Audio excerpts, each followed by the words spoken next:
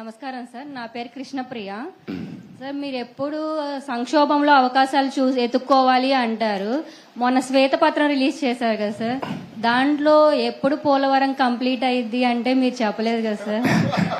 నా తల్లి చాలా తెలివి ఎక్కువైపోయింది అందరికి.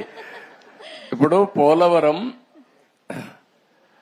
వచ్చింది ఇష్యూ ఏంటంటమ్మా, అక్కడ డయాఫామ్ వాల్ ఒకటి ఉంటుంది. మీకు అందరికి రాష్ట్రంలో ఉండే అందరికి అర్థం కావాలి. పోలవరంలో నదిలో ప్రాజెక్ట్ వస్తుంది, ఎక్కడైనా సరే నదికి అడ్డంగా కడతాం. పోలవరం నదినే తిప్పి ప్రాజెక్టు కడుతున్నాం. ఈ నీళ్లు పక్కకు తీసుకొచ్చి అక్కడ ఎర్త్ కమ్ డ్యామ్ అంటే ఒక పెద్ద డ్యామ్ కడతాం. పోలవరంలో ఏంటంటే కిందన పొరలన్నీ ఇసుక పొరలు ఉన్నాయి, నీళ్లన్నీ వెళ్లిపోతాయి. అవి అరెస్ట్ చేయాలి. అది అరెస్ట్ చేయాలంటే ఒక స్పెషల్ టెక్నాలజీతో 95 మీటర్ల వరకు ఒక కట్టడం కట్టాలి. ఒక స్పెషల్ టెక్నాలజీతో ఒక పెద్ద కట్టడం కడతాం. దానికి జర్మనీ కంపెనీ వచ్చి మొత్తం వేశారు. దాన్ని డయాఫామ్ వాల్ అంటారు. అది నేనేం చేశానంటే, పోలవరంలో 6 నెలలే పనులవుతాయి. జూలై నుంచి వర్షాలు వస్తాయి, డిసెంబర్ వరకు వరదలుంటాయి. డిసెంబర్లో ప్రారంభిస్తే మళ్ళీ మేకంతా పూర్తి చేయాలి. జూన్లో మళ్ళా వర్షాలు పడే పరిస్థితి వస్తుంది. 6 నెలలే వర్కింగ్ సీజన్. నేను కష్టపడి 2 సీజన్లో ఆ డయాఫామ్ వాల్ పూర్తి చేశాను, చాలా ఇబ్బందులు పడి. తర్వాత స్పిల్వే కట్టాం, అవన్నీ పూర్తయినాయి. ఈ పని చేయాలంటే ఎర్త్ కమ్ డ్యామ్ కట్టాలంటే పక్కన 2 వాల్స్ కట్టాలి. అవి కాఫర్ డ్యాములు అంటారు. దానికి కూడా నీళ్లని రాకుండా కొంతవరకు డ్రౌటింగ్ చేయాలి. డ్రౌటింగ్ కూడా చేసి అక్కడి నుంచి కట్టుకొని రావాలి. కరెక్ట్ గా నేను అధికారంలో ఓడిపోయింది మేలో ఓడిపోయాం. మే జూన్ వరకు గాని పనిచేస్తుంటే డయాఫామ్ వాల్స్ అని పూర్తి చేసేస్తుంటే నీళ్లు అక్కడికి వచ్చేటి కాదు.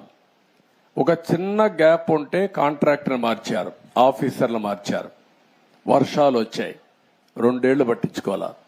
నీళ్లన్నీ వచ్చి డయాఫామ్ వాల్ కింద నుండేదంతా సుడులు తిరిగి, ఎందుకంటే అవి పెద్ద ఎత్తున 20 లక్షలు 30 లక్షల క్యూసిక్స్ ఆఫ్ వాటర్ వస్తుంది. దేశంలోనే ఎక్కువ నీళ్లు ప్రవహించే నది గోదావరి. ఇప్పుడు ఆ నీళ్లన్నీ వచ్చి సుడులు కొట్టేసింది. కిందన మట్టి అంతా ఇసుకంతా తీసేసి కొట్టుకొని వెళ్ళిపోయింది. ఆ సుడులతో కాఫర్ డ్యామ్ దెబ్బతినింది, డయాఫామ్ వాల్ దెబ్బతినింది. ఇప్పుడు నువ్వు అన్నట్టు సిడబ్ల్యూసి మన దేశంలో సెంట్రల్ వాటర్ కమిషన్ అనేది అతిపెద్ద టెక్నికల్ అడ్వైజరీ కమిటీ. వాళ్ళు చెప్పింది ఫైనల్.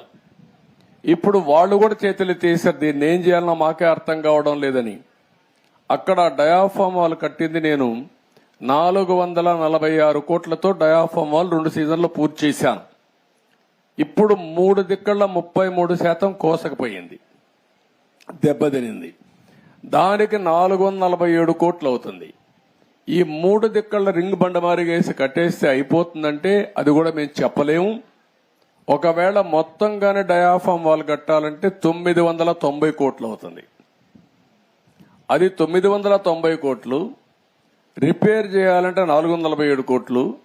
ఒరిజినల్ గట్టిపై ఖర్చు పెట్టింది 446 కోట్లు. పైనుండే కాఫర్ డ్యాములు దెబ్బతిన్నాయి, అక్కడి నుంచి నీళ్లు వస్తున్నాయి. ఆ నీళ్లు అరెస్ట్ చేయకపోతే ఇది కట్టలేము. ఇవన్నీ చేయాలంటే ఏం చేయాలనో, నేను ఇంజనీర్ని కాదు, నాకు తెలియదు. నేను అడ్మినిస్ట్రేటర్ని, నేను కట్టాలని తపనుంది. దాన్ని ఏం చేయాలో ఇంజనీర్లు చేయాలి. ఇప్పుడు వాళ్ళు ఏం చేశారంటే అమెరికాలో ఉండే 2 ఎక్స్పర్ట్లని, కెనడాలో ఉండే ఇంకొక 2 ఎక్స్పర్ట్లను తీసుకొచ్చి ఇప్పుడు పని అంతా చూస్తున్నారు. ఇన్స్పెక్షన్ చేశారు, నిన్న మొన్న వచ్చారు. వాళ్ళు మొత్తం స్టడీ చేస్తున్నారు. ఏమి ఇవ్వాలనో వాళ్ళు ఇచ్చిన ఆలోచనలు ఇచ్చిన తర్వాత పూర్తి చేసే కార్యక్రమానికి శ్రీకారం చుట్టాలి. ఇప్పుడు దీంతో ఏమైంది, ఆయన నేను రివర్స్ టెండర్ అన్నాడు. 500 కోట్లు 600 కోట్లు ఆదా చేస్తా అన్నాడు. ఇప్పటికి నష్టం ఎంత తెలుసా తల్లి, 70,000 కోట్లు. ఇప్పటికి అది 1,00,000 కోట్లు పెరుగుతుంది. ఒక దుర్మార్గమైన ఆలోచనతో పోలవరాన్ని గోదావరిలో ముంచాడు. మళ్ళా అడ్డదుడ్డంగా ఆర్గ్యూ చేసే పరిస్థితికి వస్తున్నారు. ఆ రోజు పెద్దలందరూ వారించారు. గవర్నమెంట్ ఆఫ్ ఇండియా ప్రాజెక్ట్ అది. పీపీఏ అని ఉంటుంది, అంటే పోలవరం ప్రాజెక్ట్ అథారిటీ. వాళ్ళు మీటింగ్ పెట్టుకొని ముఖ్యమంత్రి చెప్పారు, నువ్వు తొందరపడుతున్నావు, తొందరపడద్దు, గతంలో కూడా మారికి జరిగింది, మీరు వెయిట్ చేయండి అని. గవర్నమెంట్ ఆఫ్ ఇండియా నుంచి సెక్రటరీ చైర్మన్ దానికి ఆయన ఒక లెటర్ రాశాడు, తొందరపడద్దండి, 2 రోజులు వెయిట్ చేయండి, మేము రిక్వెస్ట్ చేస్తున్నాం మిమ్మల్ని, తొందరపడి మీరు నిర్ణయం తీసుకుంటే రేపు పాత కాంట్రాక్టర్ కొత్త కాంట్రాక్టర్ ఇద్దరి మధ్యలో ప్రాజెక్టు మునిగిపోతే ఎవరిని అడగా తెలియదు, ఎవరికి జవాబుదారితనం తెలియదని చెప్పినా వినకుండా ఇష్టానుసారంగా చేసే పరిస్థితికి వచ్చాడు. ఇది టెక్నికల్ సబ్జెక్ట్ అయినా ప్రజలు అర్థం చేసుకోవాల్సిన అవసరం ఉంది.